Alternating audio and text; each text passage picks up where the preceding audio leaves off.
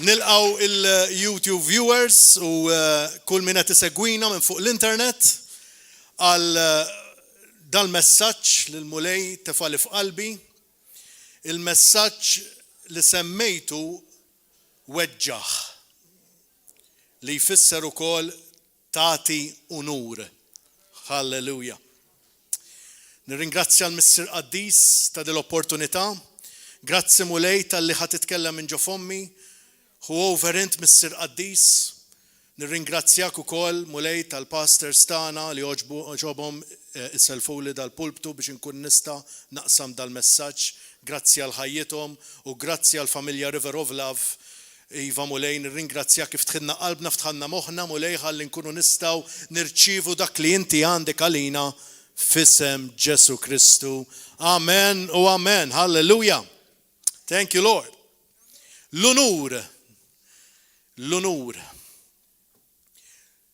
Ħafna forsi jafu diġà xi tfisser unur, rispett, u għandkom forsi verżjoni f'moħħkom. Jien nitlob l-Alla lillum ikolkom il-verżjoni biblika ċara quddiem għajnejkom ħalli nifhmu iżjed kif aħna għandna nimxu fl-unur ma' wieħed mal ieħor u speċjalment ukoll ma' min qiegħed ukoll fl-awtorità. Amen. Halleluja. Il-Webster's Dictionary jitkellem hekk u jtina definizzjoni ta' x'inhi unur li tfisser esteemed you or paid to worth. Ħanajda bil-Malti wkoll. High estimation, respect, consideration, reverence, veneration, manifestation of respect or reverence. Bil-Malti, stima u apprezzament lejn xi ħadd għal dak li jiswa. Highlighted. Tistmaħ sew, tirrispettaħ, tikkunsidraħ mhux biss bil-fatti imma bl-attitudni. Mela għandi l-ewwel mistoqsija lejkom lejla. Kemm jiswa persuna li ġiet mifdija bid-demm ta' Kristu? Kemm jiswa? Kemm? Eżatt, imprezzabbli dik hija l-kelma. Kemm jiswa? Mela aħna rridu nagħtu il-rispett, l-istima tagħna skont kemm huwa hawnhekk jgħidlek Webster, skont kemm huwa worth il-persuna, skont kemm jiswa l-persuna. Mela ġa nafu li jekk huwa ta' Kristu huwa imprezzabbli. Ġifieri kemm ħantuħu nur da? Hemm limitu? Le. Iżjed u iżjed it-tieni mistoqsija, kemm jiswa persuna li barra ġiet mifdija bid-demm ta' Kristu li ġiġa nafu li hija imprezzabbli sewwa? Sewwa? Iddedikat ħajjita biex lilek ġabitek għand il-mulej. Tista' tagħmellek il-taħdejk. Sewwa? Sewwa? U li qed irawmek f'dak li għandu il-mulej għalik. Kemm jiswa dak il-persuna? Ħafna minna huma il-pastors tagħna. Dawk li iddedikaw ħajjithom totalment sewwa biex ixxandru l-kelma u biex irawmuna f'dak kollu li għandu l-mulej għalina. Kemm ħaqhom iżjed unur dawn in-nies. Amen? Halleluja. Eżatt, kif għadna il-kelma hija imprezzabbli. U propju fuq dan l-ispunt li jiena rridkom taħsbu kemm ġifieri l-unur li aħna ħanatu ġa nafu li huwa imprezzabbli meta speċjalment qegħdin fil-Knisja. Qed intuh l-wieħed il-ieħor u l-min qiegħed fl-awtorità. Amen? Grazzi mulej. Immorru Mattew 13 minn vers 57 U ngħidu wkoll fuq verse 58. Mela Matthew 13, 57, 58. Grazzi mulej.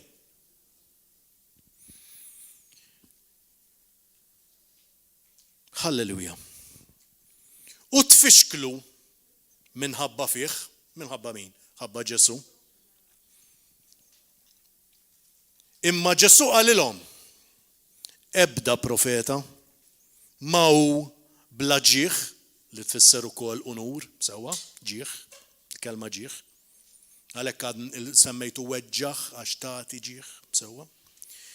Jekk mhux f'pajjiżu u daru stess, u hemmhekk m'għamilx ħafna, isimgħuha di, mirakli minħabba n-nuqqas ta' fidi tagħhom.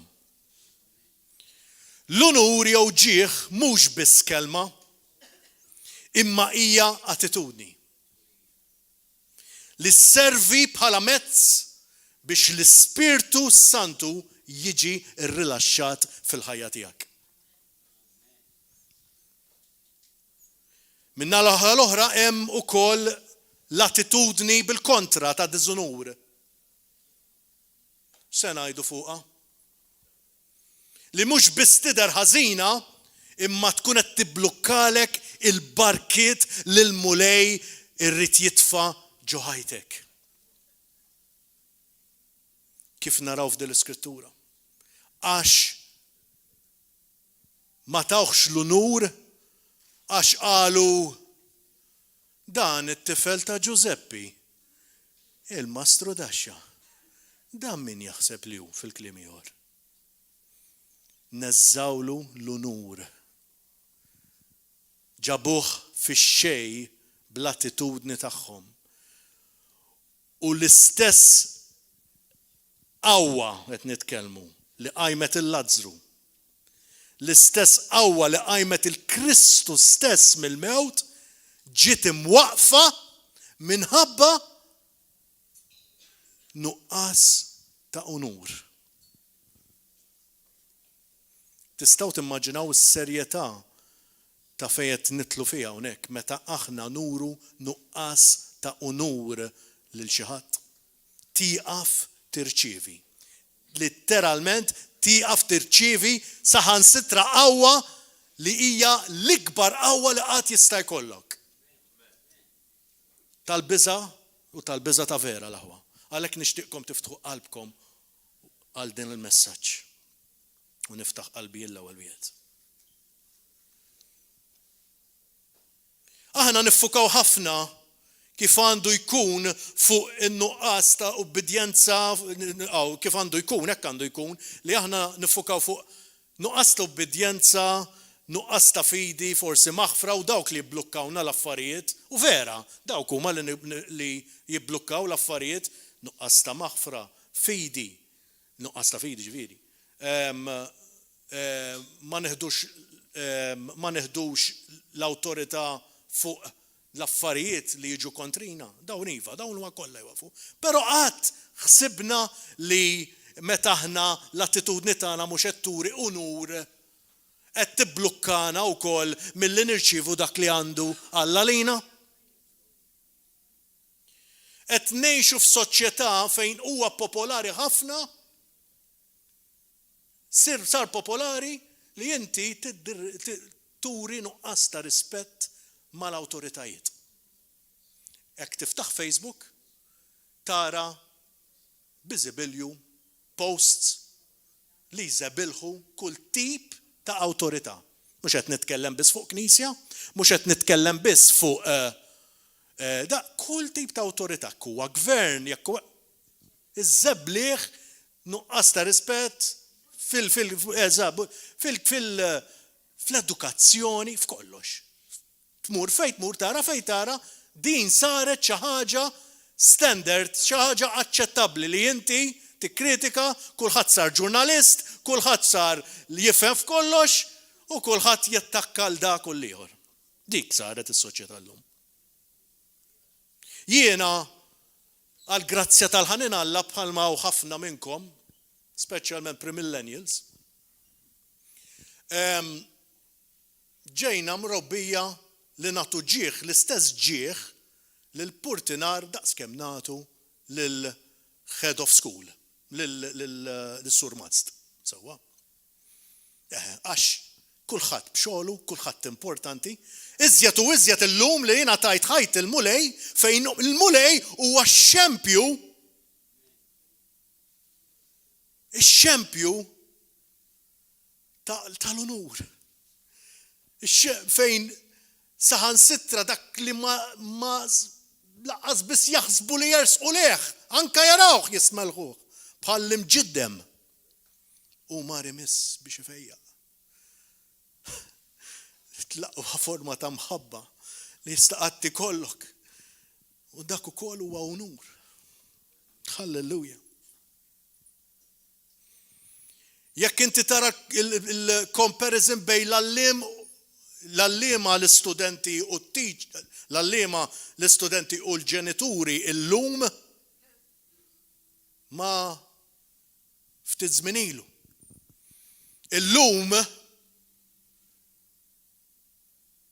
jekk jibda ikun hemm xi ħaġa li jagħmel it-tifel, ara ġejjin il-ġenituri attakkaw lit-teacher u b'dik l-arja kollha u ovvjament qed tħassar il-libnek jew lil-bintek u tittakkaħ qudiemhom u affarijiet. Tista' timmaġina x'tip ta' edukazzjoni, x'tip ta' upbringing ħajkollhom, x'se jagħmlu fuq il-post tax-xogħol erba' tiem oħra daw meta jaraw naqra intoppi fis-soċjetà, kif ħajreġixxu għall-awtorità. Mentri fiż-żmien tal-imoddi kont għandek u m'għandekx raġun il-ġenitur ħaġa waħda mat-teacher. Hekk nafa u ħafna minnkom ukoll jafuhom hekk. U mbagħad ħalli jekk għandha tgħidilha xi ħaġa tgħidilha fil-privat u dak huwa l-unur għax m'għandek qatt waqqa l-awtorità.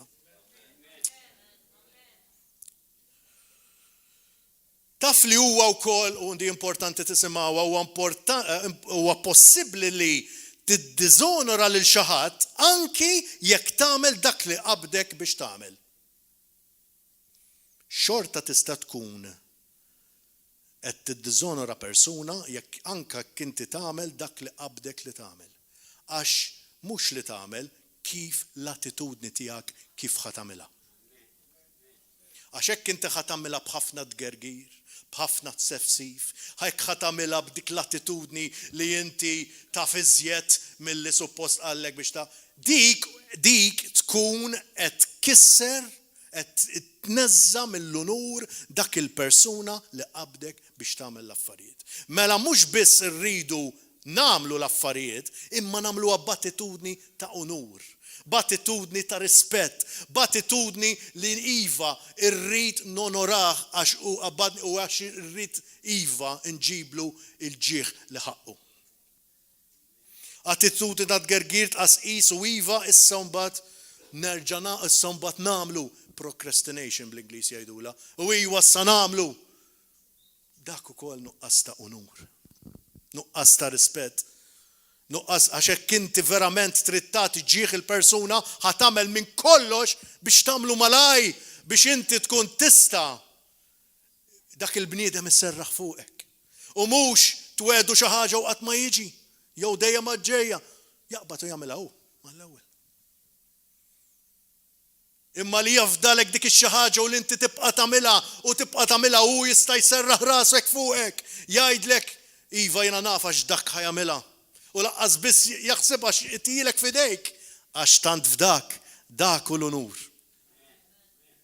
U mhux jiġri warajk iżjed milli kien jagħmilha hu. Kien jagħmilha iżjed malaj hu kieku tant dam jiġri warajk. Allura qabad u għamilha. Dik inti hemmhekk neżżajt lill-awtorità mill-unur. Da mhux xi messaġġ li ħajkun biex jinkoraġġi, mhux messaġġ minn dawk li nħobb nagħmelhom jien li jinkoraġġik jibni, imma ħajebnik mill-aspett li inti tara f'ċertu affarijiet li forsi kont qed tagħmel mingħajr ma taf u li ħajjejnuk tirranġa s-sisien tirranġa wkoll il-pedament ħalli tkun tista' topera f'ordni divina, halleluja. Jien meta kont żgħir, il-mument li kont nażżes xi naqra snieni jekk meta ommi tiġi u tgħidli xi ħaġa u ma rridx nagħmilha, kont nirriskja nispiċċa b'xi waħda nieqsa. It's probably. Neżżiżilha snieni, Alla neżżiżilha snieni, għax kont nispiċċa letteralment ħażin. Illum nifhem dak li kienet tagħmel ommi miegħi, għalkemm dak iż-żmien ma tifhimiex ovvjament. Imma llum nifhem li meta inti tirribella kontra l-awtorità kemm hija kera. Kemm hija xi ħaġa li da, illum nirringrazzja l-ommi. Ma nsemmix il-missier għax tliftu żgħir. Però ommi kienet u missier għalija u grazzi mulej għalija. Li rabbietni f'ċertu dixxiplina li ma kienx faċli għalija, imma rabbietni f'ċertu dixxiplina li llum qed nieħu l-frott tagħha. Nieħu l-frott tagħha għax nirrispetta l-min ikun, nirrispetta speċjalment l-awtorità u nirringrazzja lil mulej għalija. Kemm importanti li t-tfal tagħna norruhom ir-rispett għall-awtorità.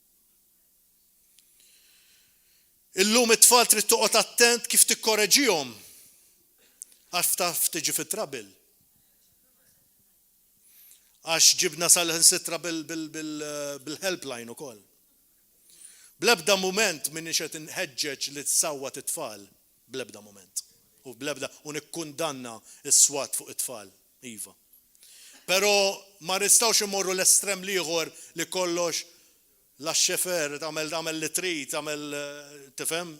Għamel li trid. Għax qed immorru issa fl-estrem ieħor fejn iva l-unur qed inneżaw u qed intellaw qatta nies ribelli li jew tgħaddi tagħhom jew xejn. Halleluja. Jesus. Ejjew ma ħallux aċċess għall-ispirtu ta' diżunur fil-familji tagħna. Ejjew inrabbu t-tfal tagħna u jkun hemm bejnietna il-mara u r-raġel dak l-unur li nirrispettaw lil xulxin u t-tfal tagħna jarawna inħobbu u nirrispettaw il-xulxin. Amen. Halleluja. Iva huwa possibbli li nagħmlu xi ħaġa onorabbli b'attitudni ta' diżunur kif għadna. U din irridu noqogħdu attenti għaliha.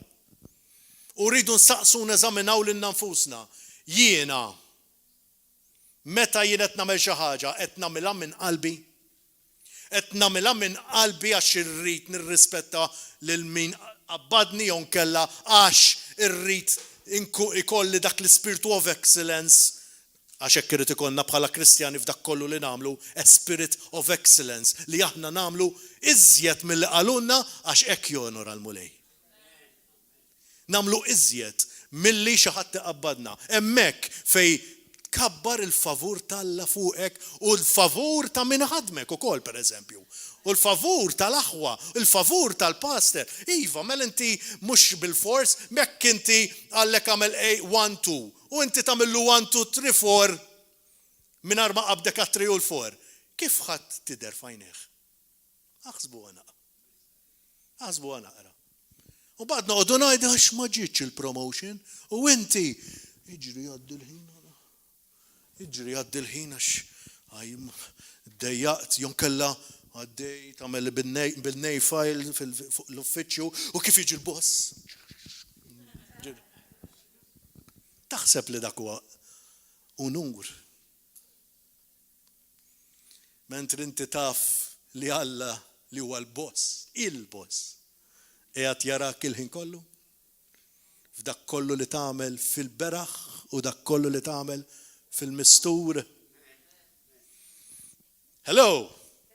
X'testimonjanza tinkunu għad-dinja l-aħwa? Qed nagħtu nur. Ma nistgħux l-ar ħaġa li jista' jiġrilna huwa nevanġelizzaw, nipproklamaw il-Kristu u bl-attitudni tagħna nkunu qed naġixxu qar minn tad-dinja. L-uġieħ fis-saltna fl-uġieħ fil-qalb tisma' pereżempju jgħidlek ejwa dak hemmhekk jaħdem ħija fil-mulej. Ajma min semmejtli. U tieħu xokk. Għax jgħidlek jibda jsemmilek affarijiet basta kollu Ġesu jagħmel hekk u hekk. Sirt noqgħod attent kif ngħid, ċertu għafred nifraħ quddiem in-nies għax hemm hija jew oħti taħdem. U m'għandux ikun. Kien hemm istanti oħra fejn vera bniedem ta' vera dak u f'dak u jiftaħlek il-bieb biex tevanġelizza. Kemm hija xi ħaġa sabiħa li meta jkun hemm testimonjanza tan-nies ta' barra jara iva vera jirrispetta l min ikun vera. Come on. L-aħwa kemm għandna bżonn inkunu nies Kristjani 24/7 u mhux part-time Christians. Amen.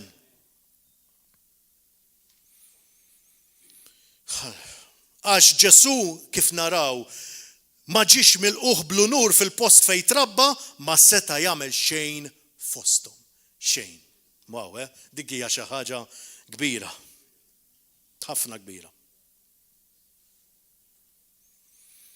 Iva, b'attitudni ta' diżunur, ħajnalaqlek il-bib inti biex tirċievi minant ukoll ħaddieħor.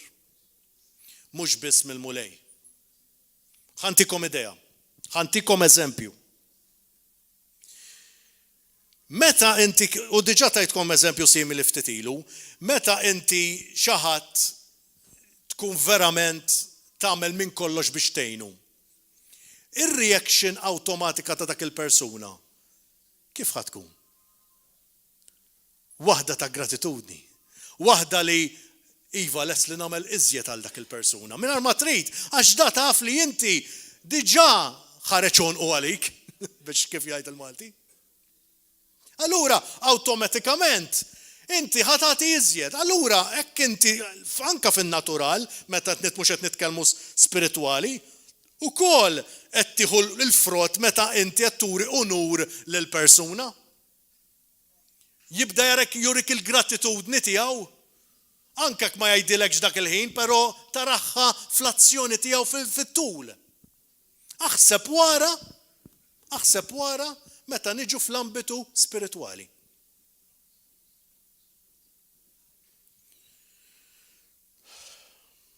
Halleluja. Mistoqsija. Qabbel dak li l-mulej għamel miegħek fil-bidu tal-mixja tiegħek fi Kristu. Mal-qawwa li qed tara bħalissa f'ħajtek. Jista' jkun, ħansaqsi, li dak li qed taraħ jista' jkun li issa mhux qed tara dak il-qawwa bħalma kont tara fil-bidu tal-Kristjanità tiegħek għax naqas l-unur. U din hija mistoqsija importanti li nifhmuha. Jista' jkun mela inti fil-bidu tal-Kristjanità tiegħek kont tara ħafna il-mulej jaħdem. Għax kont fil-ħanimum mal-mulej, kont on fire mal-mulej, kont tirċievi minant il-pastor tiegħek, kont tirċievi dak kollu li tajt jisek sponza, tixrob kollox. Sewwa? Għax kien kollox sabiħ wartu żgħar u kien hemm għax kont fil-ħanimum mal-mulej. U hemmhekk dej tara l-qawwa talla, nies jiġu għand il-mulej, nies ifiqu, nies dej tara, literalment dak kollu l-mulej rrit li inti kollok tul ħajtek kollha. Rajt il-qawwa talla vera. Ix tivanġelizza u b'dik il-passjoni kollha.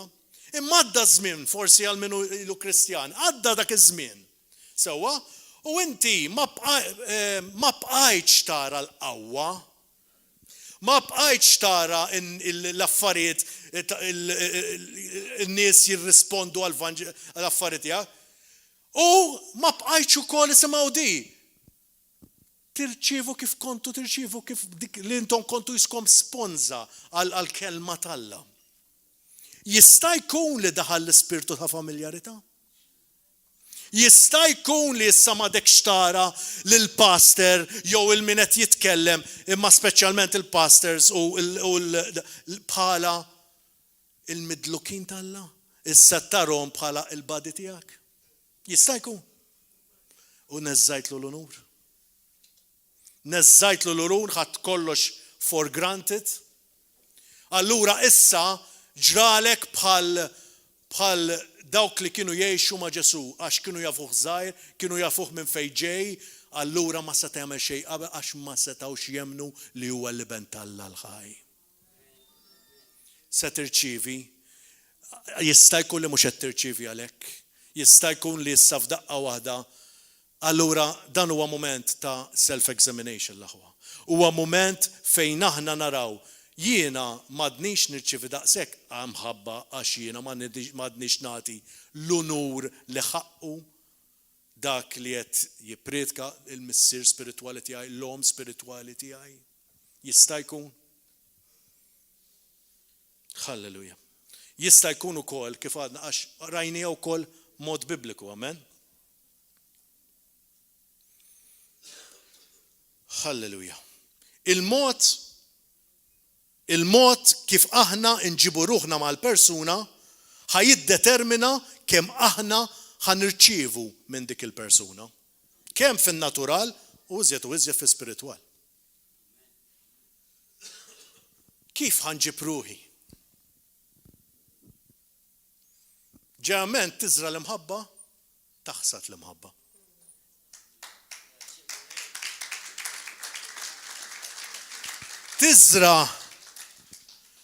Tiżra il-ħin tiegħek fin-nies u n-nies iridu jtuk ħafna iżjed. Ġeneralment hekk. ħafna. Hekk. Il-gratitudni tibda tidher. Kif qed iġġib ruħek ma' ħadd ieħor? Kif qed tikkunsidrhom f'għajnejk lil dawk li diġà ħallas daqshekk prezz qawwi il-mulej għalihom? Kif qed iġġib x'lenti qed tarah lill-missier u lill-om spiritwali tiegħek?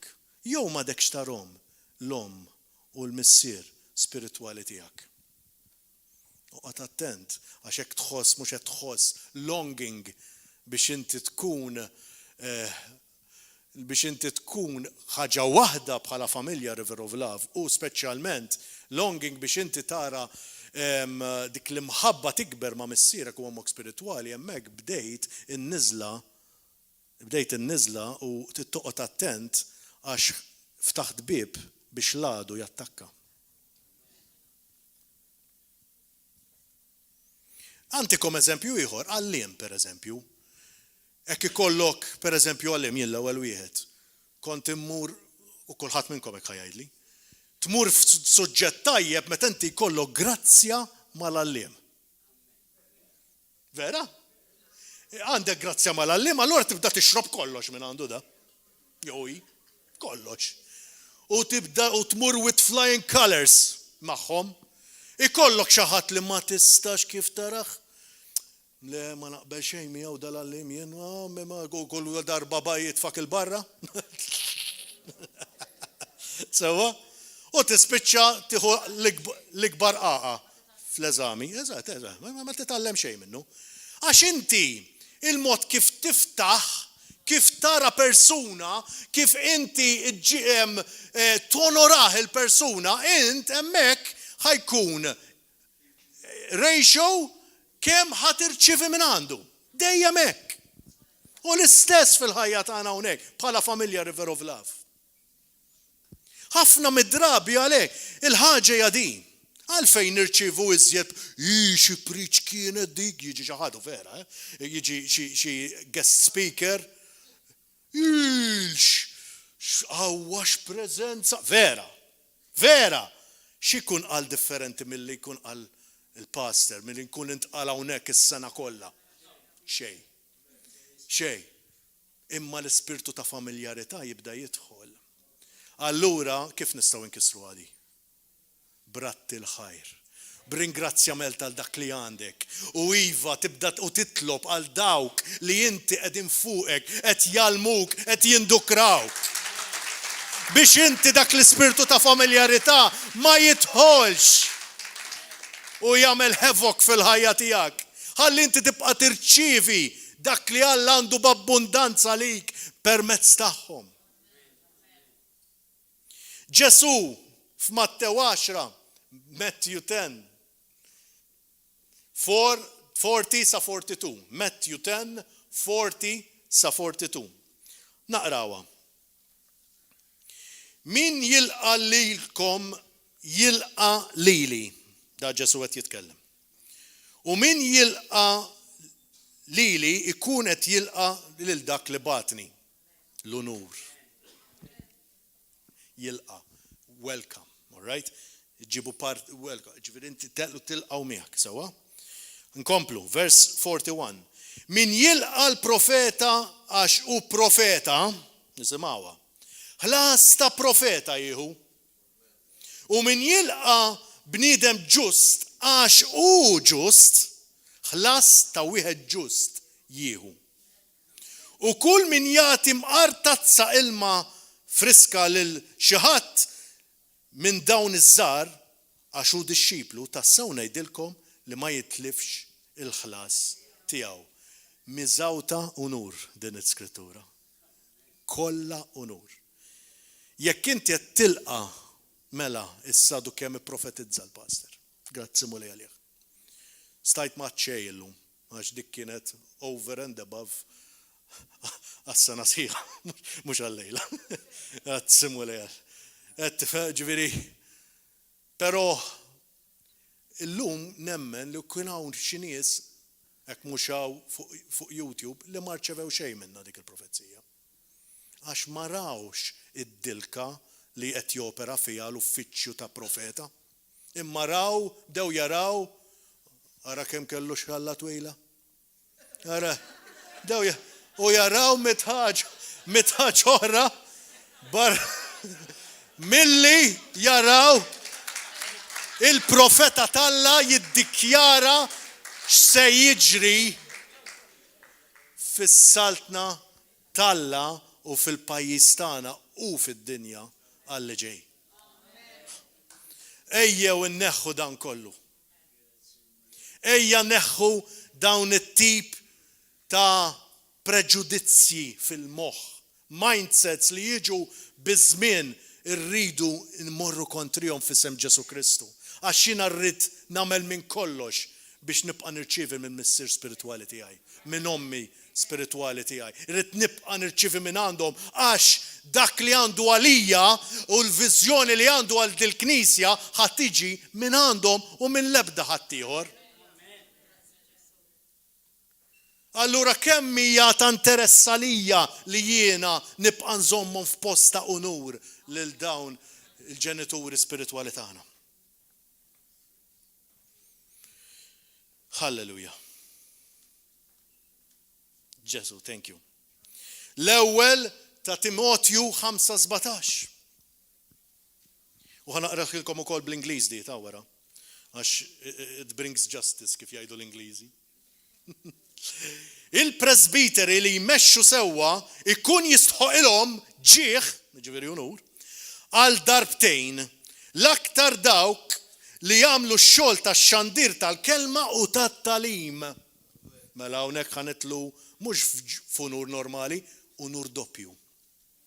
L-English version, pereżempju, New King James Version tajtek. Let the elders who rule will be counted worthy of double honor. Ma tilkomx? Tilkom. 1 Timothy 5:17, sorry. Mela le. Let the elders who rule will be counted worthy of double the honor.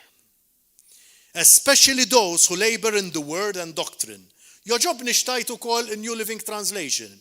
Fej jgħidlek, elders who do their work well should be respected, and paid well. All right? Paid well. Because, yes, payment is an honor. Especially those who work hard at both preaching and teaching.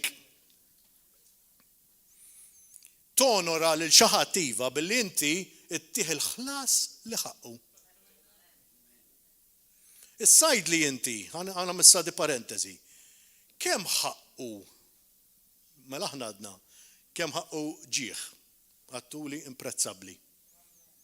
Imma mbagħad meta niġu biex noħorġu sewwa għal salarju jew nkella xi ħaġa ejja da jiġi biritka jumej l-erba u ma tarawx dak is-sagrifiċċji li dawn in-nies jagħmlu il-ħin kollu m'hemmx sibt, m'hemmx ħadd, m'hemm xejn, dejjem hemm malina, dejjem hemm li jistgħu jekk għandhom id-dwejjaq xorta jiġu hawn, jekk ma jifilħux xorta taraħaw. Ejja nħobbu nirrispettaw lil dawn in-nies l-ewwel. It's a very lonely place. Meta inti tkun hemm fuq fis-sens mhux għax qiegħed fil-quċċata ta' għax meta inti qiegħed fil-post ta' tmexxija u ta' treġija.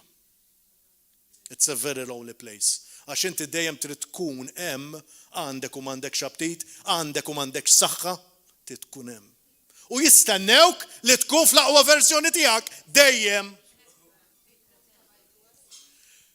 Jien nirringrazzja l-Mulej li dewwaq li għalt minn xhur dik il-pożizzjoni, il-Mulej. Għax nista' nifhem eżatt minn xiex jgħaddu. U ovvjament meta tgħaddi għal snin sħaħ, aħseb wara kemm hija żjed challenging u li tibqa' hemm mhux ta' b'xejn jiġġarfu ħafna pastors. Għax mhix faċli.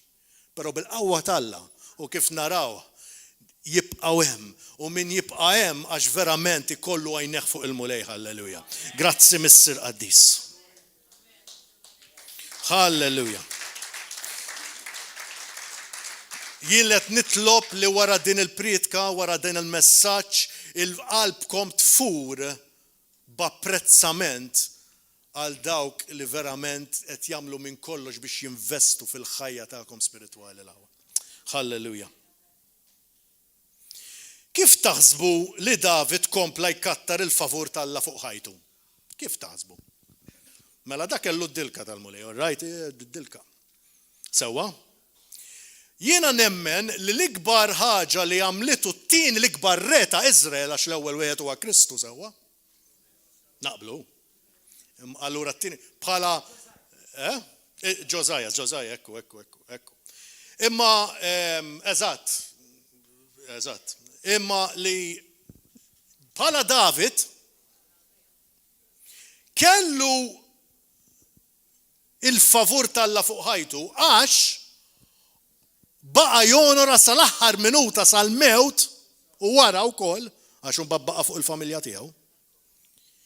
L-re Sawlu kellu kien Sawlu issa mhux għax iċanfrek għax inti qed tgħix fid-dnubta. Da prova joqtlu. Kemm il-darba. U kellu ċans David biex joqtlu. U rid jurih xorta il-grazzja. U rih il-grazzja. U baqa, u meta miet ukoll ċarrat ħwejġu. Taf xi tfisser dik? Li ġifieri hu b'soba kbira u b'dispjaċir kbir, dispjaċih bil-bosta u sinċerament li miet. Mentri aħna konna iva fl-aħħar laħqu Alla. Ngħiduha. Imma l-attitudni ta' David kienet totalment kontra. Il-Mulej ma jħox pjaċir fil-waqqa tal-għadu tiegħu. Ma jħox pjaċir. U l-istess saħna l-aħwa. Allura kemm iżjed u iżjed l-attitudni tagħna għandha tkun dik li aħna jarana u ma jaranix, aħna nibqgħu hemm nuru u nur. U hekk forsi jaddinna xi ħsieb li ma naqblux miegħu. Immorru nxerdu nseksku. Jew nolluh quddiem it-tron tal-Mulej. U jgħidlu għax ħafna mid-drabi tkun misconception tiegħi. Li jiena ħsibta mod u kienet mod ieħor. Mur affrontaħ u kelmu Għajdlu sma nħoss li hekk u hekk kien. U mbagħad ħafna mid-drabi ħadd irrealizza li meta jispjegalek tkun xi ħaġa li literalment ma kellekx idea x'kont qed taħseb. Ħafna mid-drabi tiġi, imma l-għadu jużaħħom biex jipprova jkisser dak li Alla tibni. Ma nħalluhx l-aħwa, ejjew niftħu għajnejna. L-istorja ta' Mirjam, Aaron u Mosè, daw kienu kollha ħwa, siblings, okay? Kienu kollha ħwa. Xi ħaġa meraviljuża hija li ommhom Ġokebed li tfisser Jahwe huwa l-glorja. Wow, u verament ħal glorja mill-frott tagħha. Għax di weldet l-ewwel profeta, l-ewwel qassis il-kbir u l-ewwel worship leader. Mirjam kienet l-ewwel worship leader. Aaron kien l-ewwel qassis il-kbir. U Mosè, kif nafu, l-ewwel profeta. Jien ngħidlek kellha naqra kultura sewwa tal-unur ġodara di. Xi tajdu? Ħa ngħidlek ħa niġi tagħmel lessons di private lessons għandi bżonn minn Ġokebed jien. Wow, grazzi mulej. Halleluja. Il-kelma talla tajt li Mosè ġi molli l-fuq mill-familja, ġifieri hu ġi favorit fis-sens biex u ovvjament jagħmel dak li kellu jagħmel il-mulej permezz tiegħu. Mosè iddeċieda li jiżżewweġ mara Etjopjana, kulur tal-ġilda differenti. Ovvjament ma kienitx bħalhom u Mirjam iddeċidiet li tibda tgerger kontra del-biċċa xogħol. U gergret. Ovvjament la gergret ma' huwa Aaron. U ovvjament waqal għad-gerger tagħha. U baqa jiddiskutu bejniethom, u ovvjament għax hekk hu għax il-tqasqis huwa kankru. Kankru ġol-ġisem ta' Kristu. Tqasqis. U insomma, u naraw di verament interessanti f'numri 12-2. Il-mulej sema d-gergir. U jgħidlek f'numri 12-2, u huma qalu jaqgħu il-mulej lil-Mosè biss kellem ma għax hekk qalu daw, ma kellimx lilna wkoll u l-mulej semagħhom. Kemm issir di kemm tkissru knejjes ħabel fuq dil-biċċa xogħol. Mela da jaħseb li hu biss jikellmu l-pastor il-mulej. Min jaħseb li hu? Mela l-ewwel ma nafx x'kont nagħmel mingħajrek pastor. Grazzi ta' kemm għattajt ħimmi f'daqqa waħda nsejna kollox. F'daqqa waħda issa sirna il-guru tal-Bibja. U issa għandi l-verżjoni tiegħi ta' kif iridu morru l-affarijiet fit-tmexxija tal-Knisja. Allura I do it my way. Oh, Lord. Kieku ħadd ma saret dil-biċċa xogħol fil-knejjes illum, kieku ngħidlek laqqasaw 3 u tlejjes 4 u Malta. Imma tant kien hawn taqsim li kulħadd min jintrifislu l-kallu jaqmos, orrajt, toqmos meta tirfislek il-kallu, ma toqmos u titlaq. U niftħu knisja oħra. Għax ma derlix tajjeb. U taħseb li dak imbagħad huwa xogħol imbirek mill-mulej? Nina nagħmel question mark hemmhekk sewwa.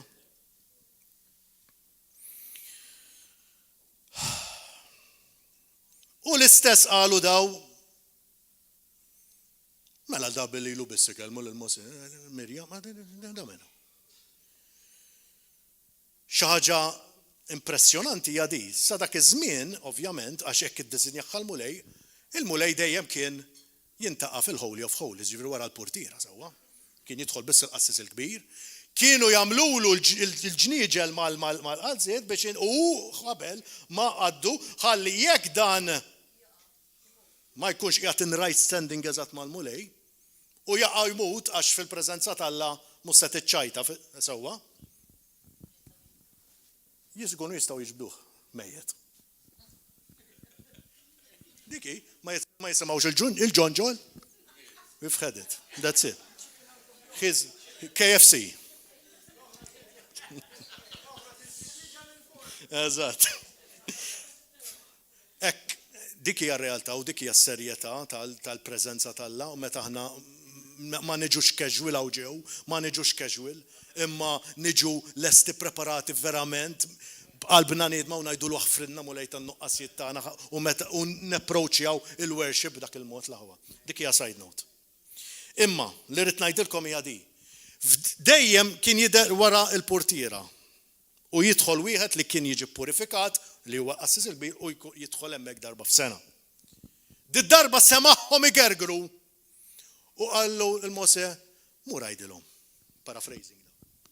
Mur għajdilhom ħan intaqa' magħhom fil-bib tat-tabernaklu. Ġifieri da semagħhom iqassqsu Alla nnifsu. Għallhom irrid nintaqa' magħhom fil-bib tat-tabernaklu. Ġifieri dak kisar ir-regoli tiegħu stess u mar hemmhekk. Tant kien urtat. Ara x'jagħmel, ara kif jarahom, jarah it-qasqis il-mulej.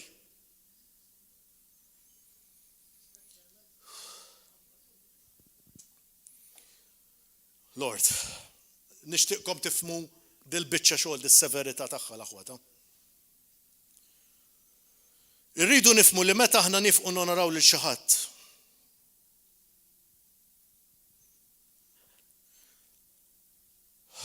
Irridu nifhmu xi ħaġa li il-mument li aħna nifqu nonoraw lil xi ħadd u inqasqsu fuqu u ngħidu kontrih u nxerduh ma' Facebook kollu.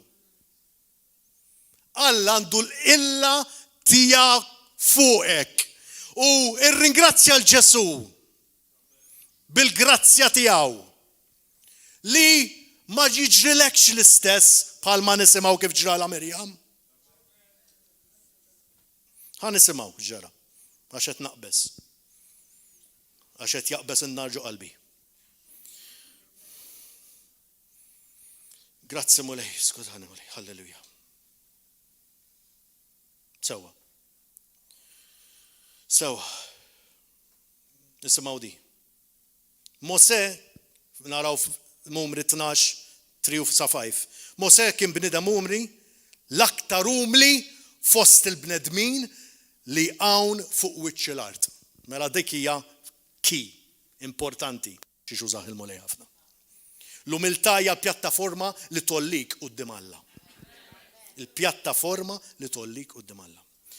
Vers 4. Il-mulej minnu fih qal lil-Mose lill-Aron u l-Mirjam. Uħorġu 3 li jintom lejn it-tinda tal-laqa u ħarġu 3 li kienu.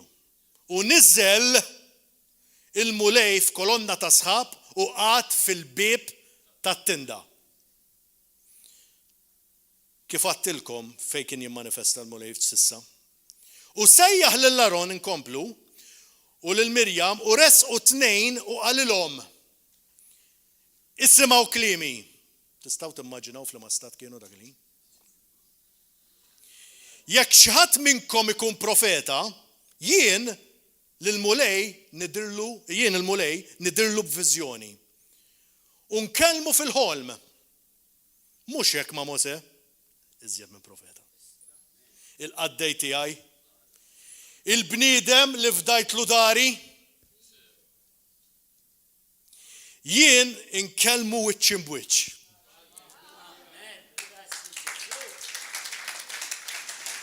Inkellmu mhux biex bijat imma bid-der. U jien jara s-sura tal-mulej.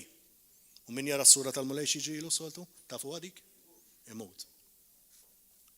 Proset. Kif mela ma bżajtux titkellmu kontra Mosè? Il-qaddej tiegħi. U l-mulej xell bil-illa. Għal-jom u telaq u mnalla. U mnalla. Nużaw għal-kelma imnalla imma mnalla. Li telaq. Naraw kif Alla jħodha personali l-aħwa. Meta inti tmur kontra l-midluk talla, Alla joħodha personali. Niftakru f'Ġesu. Meta Pawlu kollu żelu ludi sewwa kien sejjer lejn Damasku kulħadd jafuha, waqa' minn fuq iż-żiemel bil-qawwa li u qallu għalfejn qed tippersegwitani Sawlu. Lilu kien qed jippersegwita? Jew lill-Kristjani, jew dawk li kienu il-setta tan-Nazzarin. Il-min kienet il-min? Imma ħada personali. Ħada personali. U hekk l-istess joħodha personali. U din hija messaġġ għal minn hemmhekk hemm barra, apparti li għall-Knisja hawnhekk, imma l-miqiegħed hemm barra. Jekk inti m'għandekx il-biża' minn Alla, li Alla tiġi kissa fuqek. Li meta inti xxandar u titfa' l-ħama fuq il-midlukin talla qed trabbi l-illa talla għal fuq ħajtek. U jekk ma tindimx il-bellija tal-infern qed tistennik. Indem issa u pubblikament skuża ruħek. Għax hekk inti xxandar pubblikament, il-ħmieġ tittindem pubblikament.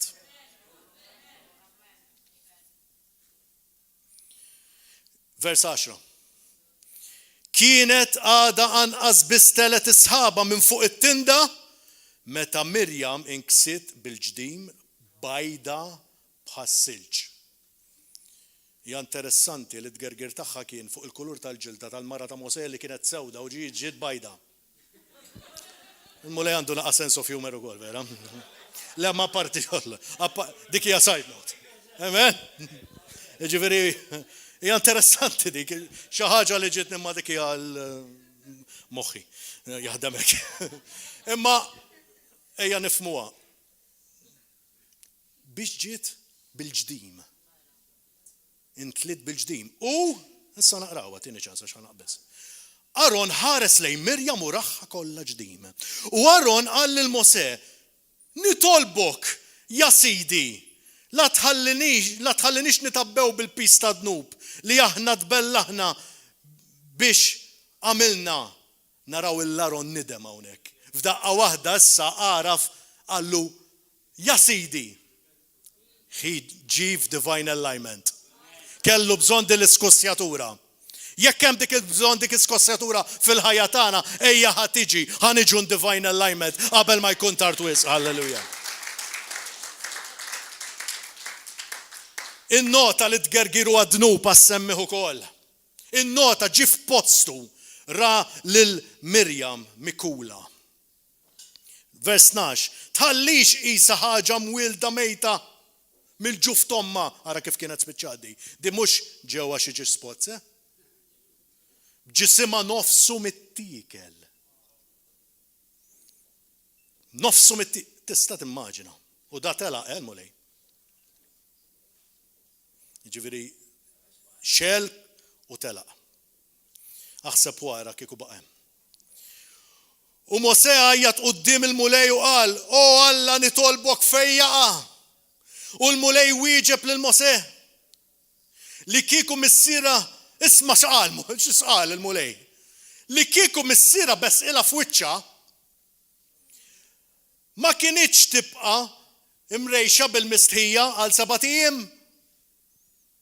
Ġifieri li kieku hawnhekk qed jgħid il-mulej li kieku diżonorat lill-missiera. Missiera kien jobsqolha f'wiċċha. U kellha tkun taqgħod għaliha għal 7 ijiem. Dal-mulej qed jitkellem ta'. Sewwa?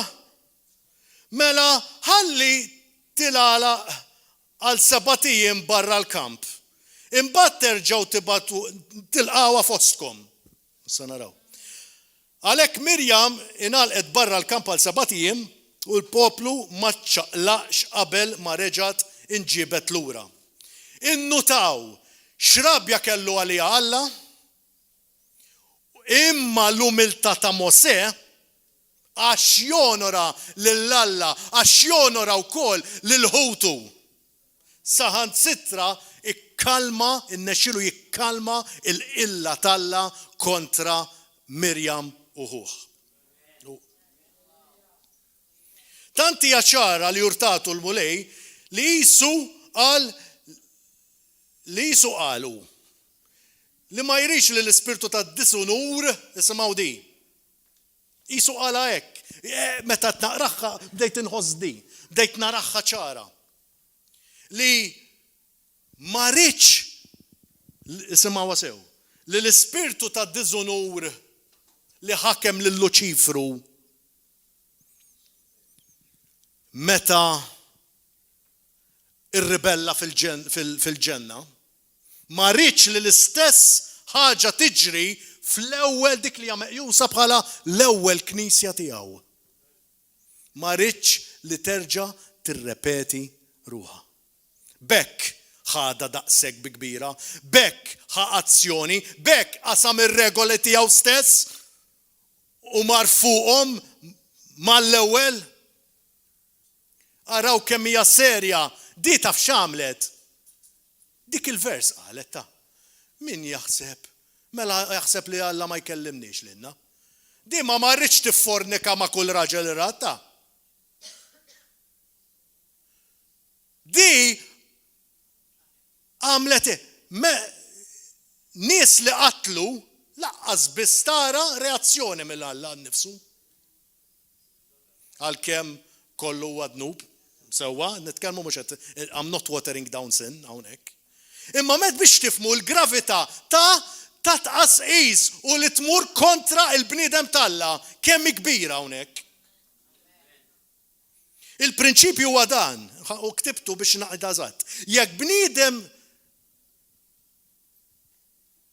jurik diżunur, sewwa, int għandek titrattaħ bħala wieħed imġiddem. Di kbira, Daqshekk huwa serju, però naraw li bħal ma għamel Ġesumana il-grazzja taffit il-qilla ta' Mirjam, u Mirjam seta' tiġi lura imfejqa u restawrata kompletament.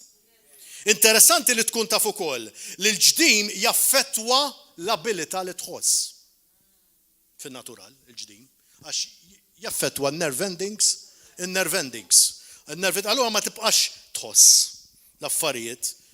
Sewwa u bekk jiġu l-ġrieħi għax ma tibqax tħoss, allura inti tintela kollok infafer għax jekk inti taqbad jinaf tmisma' l-kitla. Tmisma' li u jew tolqot ma tibqax tħoss. Allura tkun qed taħraq idejk mhux qed tinduna. U l-ġrieħi jikbru. Sewwa? L-istess id-diżunur iġibek insensittiv għall-mulej. U bekk tispiċċa għalf għax-xitan.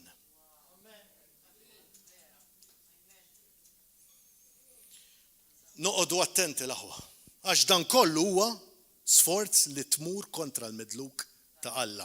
Sforz it-qasqis. Kemm nixtieq nikdem darba l-sini u jibqa' mġew. Hekk ikolli ħossni meta jiena ġejt convicted. Eżempju ieħor l-aħħar wieħed, Ġenesi kapitlu 9. Noa wara 40 ġurnata magħluq ġo lockdown ma xeba annimali u l-familja. Ħareġ barra u siker. Toqgħodux titqu għax anke intom hekk kontu tagħmlu. Wara 40 ġurnata mal-familja u l-annimali. Niċċajta. U fil-vers 21 jgħidu hekk. U xorob l-imbit u siker u nkixef nofs l-arix tiegħu. U ħamm, għax mhux ħem tajda, ħamm, missier Kanan ra l-era ta' missieru.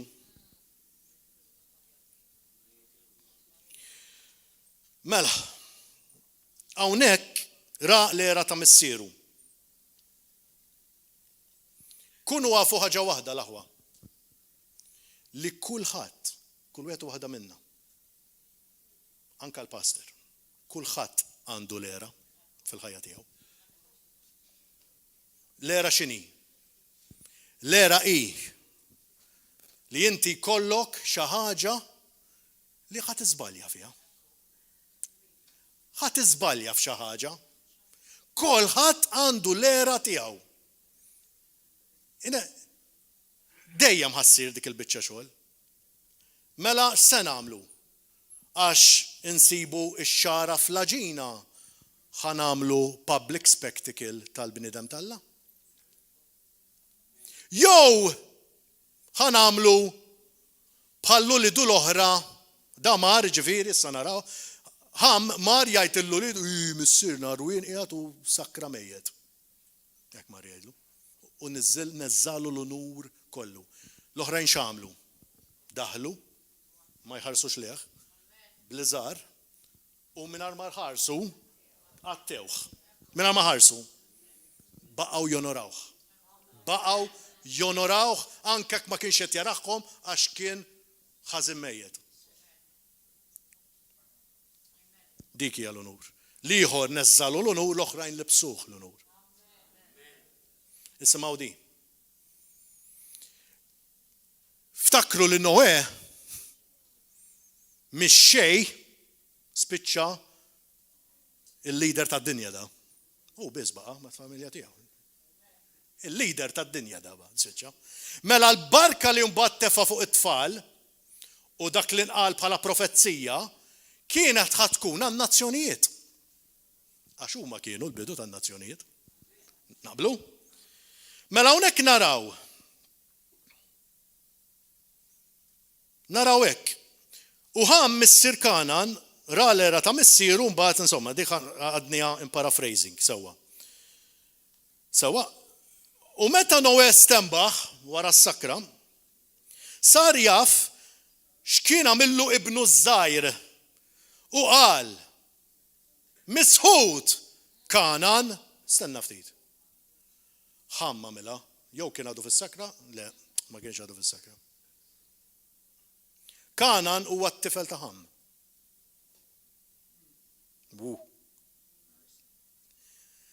Issa naqralkom.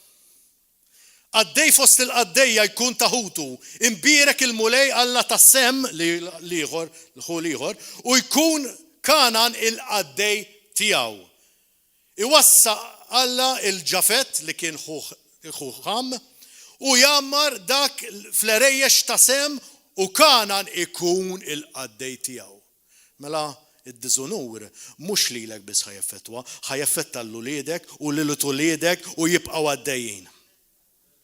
Id-diżonur jekk ma jkun hemmx repentance u jkun hemm iva li inti tarrendi ħajtek lejn Kristu u titlob maħfra pubblika kamilta pubblika, inti ħadd titfa' saħta mhux fuqek biss imma fuq uliedek u uliedek.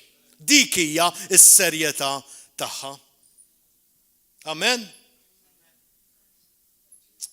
Grazzi mulej.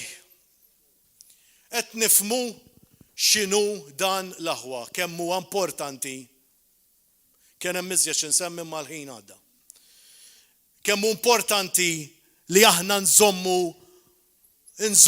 unur u l-unur nżommuh l-ewwel u qabel kollox bħal maħfra ta' għalina nfusna. Aħna għalina nfusna nżommu l-bniedem f'unur, għax inti tkun qed tiftaħ il-bib għal barkit biex jiġu f'ħajtek, ħad tiftaħ il-bib biex dak li l-midluk talla għandu tirċivihom u toħodhom u tikber fil-mulej. Bil-kontra, jekk inti qed tiddiżonora lill-bniedem talla, int ħatwaqqaf il-flow. Allura, l-ikbar pjaċir li ħatamel meta tonora l ħaddieħor u speċjalment lil min qiegħed f'awtorità fuqek huwa lilek innifsek. Amen. Grazzi mulej. L-aħħar vers, Matthew 5:15, Għax Alla qal, weġġaħ, ġifieri jagħti ġieħ lill-missiera kull ommok. U min iżeblaħ lill-missieru jew lill-ommu jieħu l-mewt. Dak huwa l-istandard Alla. Aħna noħdu għal ġenituri fiżiċi tagħna, għal ġenituri naturali. Qatt ħsibtu fil-ġenituri spiritwali tagħkom? Jekk toċdi, tapplika di jew le? Tapplika di jew le? Mela min iżeblaħ lill-missieru l-ommu spiritwali ħaqqu l-mewt. Dik hija serja. Dik il-ġdim kieku ma kien hemmx l-interċessjoni ta' Mosè dak iż-żmien kien jisarraf mewt. Kieku m'hemmx l-interċessjoni ta' Kristu fil-ħajja tagħna u fil-ħajja ta' dak kollha li jqasqsu, ħaqna l-mewt. Dik hija s-serjetà. Però il-grazzja t'Alla ma tniżżilx jew ma tbaxxix l-istandard t'Alla. Kunu għafuha dik. Ħanerġa' ngħidha. Il-grazzja ta' Kristu ma tbaxxix l-istandard t'Alla. Jekk inti bħala Kristjan temmen li Alla kien għadu u jibqa', mela l-istandard tiegħu kien għadu u jibqa' l-istess. Il-grazzja t'Alla kull ma għamlet hija ħadet uħa il-korla kollha tal-missier kontra dnub fuq. Li ħaqni jien. Li ħaqek int. Mela għalfejn abbużaw b'grazzja hekk tant kbira. Qed nirriskjaw li mmorru l-infern l-aħwa kien qasqsu jekk immorru kontra n-nies t'Alla, jekk noqogħdu nagħmluha tat-tobb tal-pulizija tas-saltna t'Alla. Jekk ma toġbok, jekk inti ma joġ kif nsemmuha kemm il-darba, jekk ma toġbok xi ħaġa minn ġo restorant għax tkun kilt bufet tajjeb u d-deżerta ma laqtitekx darba oħra. Mhux tajt il-restorant kollu jista' jagħlaq. Tajt darba oħra nipprova deżerta tajba hija kien eċċellenti. U nista' nassigurakom l-istess jiġri fis-sadala. Jekk forsi għal xi ħaġa li ma daqqitlek xal widnejk, kun bniedem ta' integrità, mur fuqu. Moġbitnix. Ma fimtix x'rid tajt biha. Ġratinna l-ħadd li għadda di. Ġratinna ħadd li għadda. Ma fimtix. Ma fimtix. Morna, tkellimna. Tkellimna, reġ jismu, that's it, settled. Grazzi mulej. Grazzi mulej. Imma, li kieku motiħor kont, smajtux għal-baser, u spredjatar mill-coronavirus. Come on. Aħwa, rridu nikbru. Irridu nikbru nifmu li aħna familja. Irridu nikbru li Alla jagħti l-viżjoni lill-missier u l-om spiritwali tagħna. U lilhom biss għall-Knisja u għal ħadd iżjed. Mela jekk jiena rrid inkun parti mill-familja li l-mulej pjantani fiha, jiena rrid nieħu minn għandhom mela fl-interess tiegħi li nonorhom għax inkella mhu ħanieħu xejn. Mela il-ġit li ħanieħu huwa jien il-frott, għax l-pastor kif jgħidlek kemm il-darba jgħidu x'jgħidu fuq mhux soqgħod nieħu għalija, jieħu għalih dak meta jsemmu l-Kristu. Meta jsemmu l-Kristu iva hemmhekk jaqbeż, jew meta jkun hemm it-tfal, jew meta da għax għandu qalb ovvjament għall-Kristu, qalb għat-tfal u hekk. Però meta jgħidu fuqu kieku qatt taraħ jirritalja daqshekk. Jiġifieri inti da tiddiżonorah għalkemm tweġġa'. Għax bniedem, da mhux qed nitkellmu fuq xi robotta. Iweġġa' imma jolli qudiem il-mulej. Imma jweġġa' isimgħuni, iweġġa' sewwa. Imma l-ikbar favur qed tagħmlu lilek innifsek. Għandna bżonn nindmu l-aħwa janqumu bil-wieqfa. Għandna bżonn nindmu kollha kemm aħna. L-ewwel wieħed jien.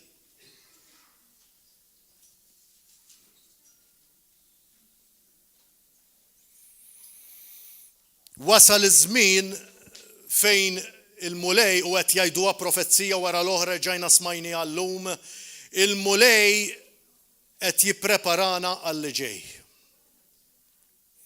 U ma jistax jippreparana għall ġej jekk aħna ma nirċivux mill-missier u l-om spiritwali tagħna. Ma nistgħux neffordjaw, ma nistgħux. Mela illum ħanamlu pjaċir lil nfusna u ħanitolbu maħfra. Maħfra ta' kemm għadna anka kliem forsi anka mal-maratana jew kellha ma' minnu viċin tiegħek. Fuq kontra il-pastors tagħna, kontra any persuna talla, kontra l-boss tax-xogħol tiegħek, kollox. Illum ħanindmu. Illum ħaniġu in right standing. Illum ħaniġu in divine alignment. Għandna bżonn, għax hekk ma niġux in divine alignment f'di, ħanitilfu kollox. Għalhekk iva Missier Qaddis. Nixtieq mulej l-ewwel u qabel kollox nirringrazzjak. Nirringrazzjak Missier Qaddis tal-barka kbira li tajtna ġod il-Knisja. Nirringrazzjak anzi nazzarda ngħid ukoll tal-barka li ġibt lil dawn lill-pastors tagħna f'din l-art. Mentri ma kinitx taddilu fl-ebda kurutur ta' moħħu li jkun hawnhekk. Kellu pjanijiet oħra. Però iddeċida li jmewwet il-pjanijiet kollha li kellu f'ħajtu biex jiġi u jobdi il-vuċi tiegħek. U permezz tiegħu jiena u tista' tgħid kważi kollha u ġew kellna l-opportunità li nagħtu ħajjitna lil mulej. Kif nista' jekk jiena qiegħed moħħi sew u m'iniex qiegħed imqarraq qatt ma nkun grat għal dak li inti għamilt permezz ta' din il-koppja. Għalhekk iva mulej, l-ego, il-pride tnessina dan kollu. Bekk illum, pubblikalment, quddiemek mulej speċjalment, nindmu mit-tqasqis kollu. Jekk xi darba għadna xi kelma li ma kenniex ngħidu u għamilna ħsara fis-saltna tiegħek. Aħfrinna mulej tal-li nqasna l-unur, nqasna mill-unur li għandna nagħtu lill-om u missier spiritwali tagħna, lill-boss tax-xogħol tagħna, lill-gvern u l-awtoritajiet l-oħra. Aħfrinna mulej tal-li għadna ħażin fuqhom. U nitolbuk biex tpatti bil-barka sħiħa fuq ħajjithom. Dak kollha li aħna għadna ħażin fuqhom birikom int mulej. Birikom bil-bosta. U waraw minna qalbna mulej fil-biża tiegħek Missier Qaddis. U żomna dejjem konxji biex aħna mulej ma naqgħux fin-nassa tad-diżunur u mmorru kontra l-ispirtu tad-diżunur f'isem Ġesu Kristu. Għamel li kultura bil-qawwa tal-ispirtu tiegħek li l-kultura tal-unur tiġi fil-familja tagħna river of love mulej. Ħankunu nistgħu ngħixu b'rispett għal wieħed u għall ieħor. Ħalli nkunu nistgħu napprezzaw lil dak li rranġa s-siġġu. Napprezzaw lil dak li ma jidher qatt xogħlu u iva nuru l-gratitudni lehom. Li iva Missier Qaddis nuru l-imħabba lej xulxin bl-unur u bl-attitudni li naraw li nħaffu biex namlu dik ix-xi ħaġa għax irridu naqdu lil dak li tant inħobbu. Ejna Missier Qaddis biddilna l-mindset tagħna mulej ħalli nkunu fil-alignment mar-rida tiegħek, ħalli aħna nkunu biż-żejt lest u dan parti miż-żejt li hemm f'dik fil-reċipjent Missier biex aħna meta jiġi l-arus isibna lesti, halleluja. Grazzi Missir Qaddis. Nitolbok barka fuq il-pastors tagħna. Nitolbok barka fuq in-nies Alla li ġew majra u li ġew butchered fuq Facebook mulej. Kompli saħħilhom Missir Qaddis il-ministeri tagħhom mulej. U li dawk il-ġebel li tefawlhom jużawhom bħala artal ta' qima lilek mulej. Halleluja. Grazzi Missir Qaddis. Ikun infaħħar ismek u tkun magħmula r-rida tiegħek. Tina revelazzjoni ta' dan kollu aħna u nibqgħu nixtarru dil-kelma ġo qalbna. Ħalli nkunu nistgħu ngħixu skont ir-rida tiegħek.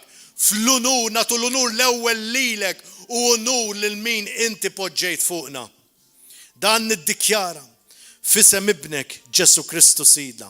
Amen u amen. Halleluja. Naf li sar il-ħin però hija xi ħaġa wisq importanti li jekk hawn xi ħadd li għadu ma milx deċiżjoni biex jagħti ħajtu lil mulej, issa huwa il-ħin. Mingħajr Kristu f'ħajtek int għandek ċertezza li ħatmur l-infern. Daqshekk sempliċi. Ma trid tagħmel xejn ħlif tmut għalik innifsek u taċċetta l-Kristu bħala s-sit u s-salvatur ta' ħajtek. Jekk inti dil-persuna tħoss in-nar jibaqbaq ġo qalbek biex inti tagħti ħajtek il-mulej, issa l-mument għaw xi ħadd li jrid jagħti ħajtu l-mulej.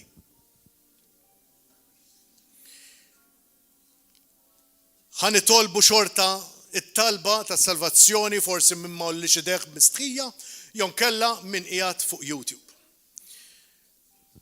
U ħanitolbu. Missir Qaddis,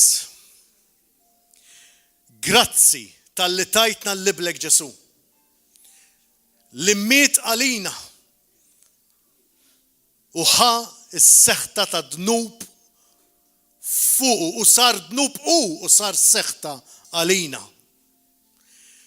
Grazzi ta' din il-salvazzjoni hekk tant kbira li hu ħadhom fuqu u reġa' qam li hu rebaħ fuq il-mewt u fuq il-dnub darba għal dejjem. Nirringrazzjawk mulej tal-li dan għamiltu għalija u issa illum jien naċċettak bħala mhux biss is-salvatur tiegħi imma s-sit ta' kull erja fil-ħajja tiegħi biex intik il-glorja u ngħix għall-glorja ta' ismek. Jekk inti tlab din it-talba l-ewwel darba llum, illum ismek huwa fit-ktieb tal-ħajja ta' dejjem. Għandek festa tal-anġli bħalissa propju għalik. Jekk inti ibqa' għamel tliet affarijiet. L-ewwel ħaġa investi b'Bibja jekk m'għandekx. Aqra l-kelma tal-Alla. Ixxennaq biex tkun taf ir-rida tal-Alla l-ħajtek. It-tieni ħaġa itlob għat-taħin ta' talb, ta' intimità fil-mulej u ta' tifħir u rattirħajr. It-tielet ħaġa sib knisja li iva hija tixxandar il-kelma tal-Alla bla kompromess. Jekk inti ma toqgħodx il-bot u qiegħed Malta, ejja żurna. U ejja naqgħod fil-familja li kollha kemm aħna ġejjin minn walks of life differenti, però għandna ħaġa komuni li Kristu huwa s-sit u s-salvatur tagħna. Ejja naqgħod magħna. Inkunu hawnhekk l-erba' fis-seba', is-sibt fis-seba' wkoll u l-ħadd fl-10 ta' filgħodu. Il-mulej magħkom u grazzi tal-li bqajtu magħna sa issa. God bless you u l-mulej birkilkom il-familja tagħkom. God bless.